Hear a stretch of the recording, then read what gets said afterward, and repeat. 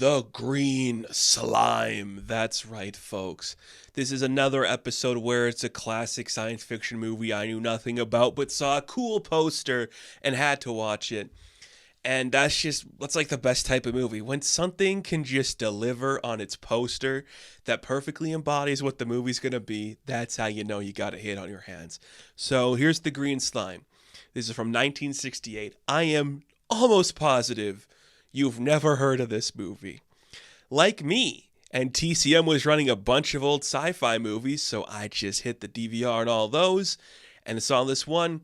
And to my surprise, a name I am familiar with showed up, and I'm like, are you kidding me? He directed this movie? I'm talking about Kinji Fukasaku.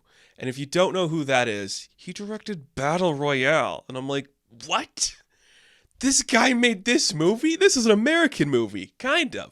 I called it an American movie. It's released by MGM, but they use so many like practical effects artists and visual effects artists and like composers from Japan, and it's just Kinji like, hey, I'm gonna get my friends to come over here. We're gonna make a weird American movie, doing the thing Japan does best: weird creatures. And holy crap, I do not say this lightly. I say this so heavily with a heavy heart and the honest to God truth at my fingertips. We've talked about like 100 and some movies at this point. This is easily one of the best ones we're talking about, which is an insane thing to say because we've talked about some amazing movies, some of the best films ever made, in my opinion. But if I'm just sitting down thinking about the enjoyment I had watching a movie, the surprise it had on my face, and just the energy thrown into this weird thing, this is insane. There was so much about this I loved. Every single thing I loved. I love how we don't make the lead character relatable by any sense. He's a huge asshole. The lead character of Commander Jack Rankin? Jack Rankin?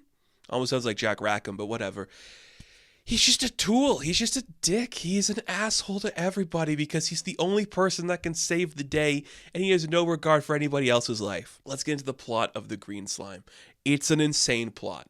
Sometime in the future, who knows when, at some point, humanity went to the space. They went to space. They colonized it, sort of. They have a space station up there, Gamma 3, and they just like it there. But oh no.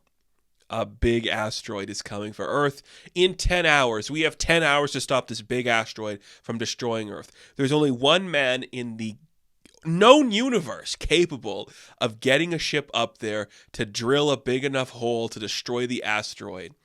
And that's Commander Jack Rankin. So we have to get Jack into space to get to Gamma 3.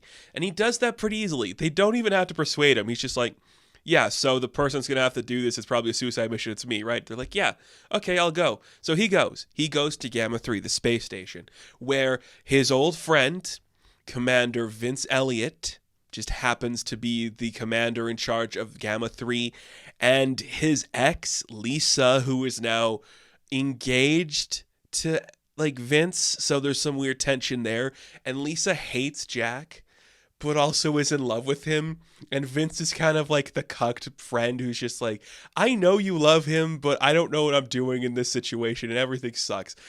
Justice for Vince, man. Like, the best character in this thing. He's not a dick. When he gets mad, it's all for good reason. Because this guy, his friend just shows up and takes command of his entire ship and is an asshole about it. So Vince weasels his way onto getting on the mission of Jack to do the stuff on the asteroid to stop it from destroying Earth. So they get there, they bring a scientist with them and a couple other losers, and on this asteroid there is a green slime, and it's moving, and one of them gets it on their leg, and the rest is history. The rest is the best movie ever made that you never heard of. I love this, and we just have to get this out of the way. It's gorgeous. The sets are so gorgeous. The colors on the sets are so gorgeous. The suits we are using are so gorgeous. I love all the practical costumes. I love all the practical effects. There's so much energy and like fluidness to the ship. It feels big. We have so many shots that's just people running off screen. That's just so many extras doing stuff. So many people like in specific locations just doing stuff. And you just mix that in with a director who is just having the time of his life moving this camera in silly and strange ways. And it's just amazing. It is just so amazing. I cannot believe this thing. I cannot believe how incredible this looks when they go to this asteroid, and it's just beautiful colors, and then like the way the green slime itself looks, it's so organic and lifelike, and it's so cool. But the thing about this green slime is that's actually a being, and if it absorbs enough energy, it's going to morph into like a little weird guy, and the little guys are so cool looking. I'm like, oh my goodness, this is insane. This is the kind of thing that you don't get from American science fiction at this time. Because there's just so much reverence for the creature itself. And that creature design, it's really cool. Big tendrils everywhere, stupid looking eyes and mouths. It's an insane creature. And we get multiple of them. And we have full body shots of them. We're not afraid to show these cool little guys off. And it's amazing. So these guys, they feed on energy. And they can kill you with like their energy touch or something, and people start dying on the ship. And that's when we realize that the goo is actually going to grow into big things. They're little cells that can grow into big monsters, and then it becomes a monster flick. We have to somehow quarantine these things so they don't infect anyone else, but also save the day because we're kind of trapped here. So it's a big space station. There's a couple of them. They start to multiply and get bigger. How do we defeat them? Well, we have to put some plans in place. Lure them to some big energy, because if we keep shooting them with our lasers, they're just going to like bleed and then grow new creatures from their blood. So we have to lure them with like flashlights. Half of this movie, and I'm not kidding when I say this, half of this movie is just watching 7 grown men on a weird shopping cart just shine flashlights in the direction of bug-eyed creatures and then lure them down a hallway. But somehow it is the most dynamic shit you are ever gonna see. It looks incredible. Just truly amazing stuff. And it's just so interesting and stupid. And I love everyone's taking it seriously. And the tension between Jack and Vince is so palpable and awesome. And the creatures keep growing. And it's not working. They trap one in a medical base. They get all like the patients out of there. It's crazy stuff. And it doesn't work. Like, there's just too many of them. And just luring them to a big battery source isn't going to do anything. But they just kind of want to like explode them. Blow up part of Gamma 3 so they're trapped there and the creatures can't multiply and get out. But it doesn't work because people need to be heroes, and Vince still has to save all of the people on his like space station. So he accidentally like lets one get close because the scientist gets killed too. Like, oh my goodness. And just the visuals. Just the visuals. It's crazy how good these suits look. It's crazy how fluid the camera is. It's crazy that this is all working so well. Like, just watching these dumb creatures walk down a hallway, just slap themselves onto stuff. People die. There's 100 people in every given shot. It's crazy. And it looks good.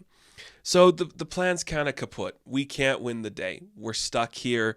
We have to figure out something to do to destroy these creatures because our plan isn't working. But Jack's got a great plan.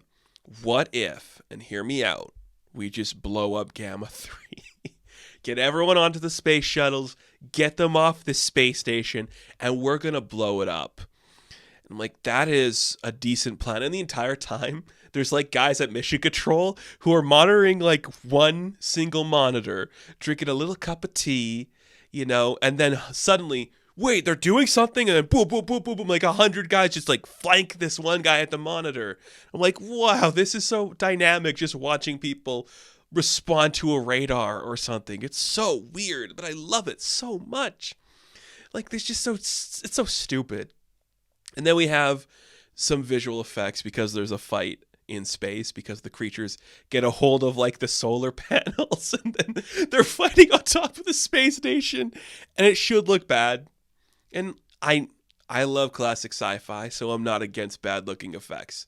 But man, is it just fun to see that. And this all eventually leads to Vince dying. because he can't win because Lisa has to actually be in love with Jack. So he can't have anything right. His crew kind of mutinies against him when Jack shows up. Jack's trying to steal Lisa back. Lisa openly admits that she still kind of likes Jack. And this guy who is in charge of the station, who's operating on like this level of like, I want to save my crew, even if it means they're infected and we like save them somehow, I'm going to try. And every single turn leads to him making bad choices. But his asshole friend gets to save the day. And at the end of the movie gets to go on like a monitor saying like, hello, space station. Yes, Vince Elliott is dead. But don't worry, he died a hero. Boop. Now I'm going to go bang his fiance probably. I will commend the movie for this. Lisa and Jack do not kiss when Vince dies. They do not even like have much dialogue after he dies. I really respect it for that. Could have got really annoying, but it didn't in that capacity. So they blow up Gamma 3 and it just kind of works. And I love the like exterior shots of the spaceships and the weird like metropolis looking cities where everything's big and bombastic. You're like, this is so cool because Kinji is just taking it so seriously. Like he knows this is silly. He knows to have fun with it. So make it look good. The effects don't have to be perfect, but what should be perfect is you shooting them, making these things look incredible and interesting and dynamic. And that is what he's doing with some great character design and just some incredible stuff. Like, you're not bored watching this. It's really silly and fun at the same time. I just adore everything we're doing here. Because it goes over the top. It's like, we have 10 hours to stop this asteroid. We stopped it. Oh shit, our space station's now infected with weird creatures. How do we stop them? We can't. We don't know how. Our guns don't work. We can't use a knife. We're just going to have to blow it all up. And it also does not end with like the ambiguous ending of like, oh, a little green slime got on the ships. It doesn't end like that. They solved the problem. All in the span of like 10 hours. I'm like, this is insane. You guys are doing some great work here. An insane movie. If you haven't seen it, like it is like a Japanese film crew coming to America and just wrecking shop and being like, no, we can make this way more interesting than the shit you're doing right now. You're like, just watch us have fun. And I'm like, I will. I love all of you involved in this because you just took some American money and you said, I'm going to move this camera so much that everything's going to feel insane. And it does. And it's awesome. The green slime is awesome. So that is going to do it for this episode of Galactic Tales. Now, thank you all for watching this review. Be sure to like and subscribe to the channel. As always, you can check me out on Instagram, TikTok, and Twitter. And of course, I will catch you in the next one. Have fun. Stay safe. Good luck.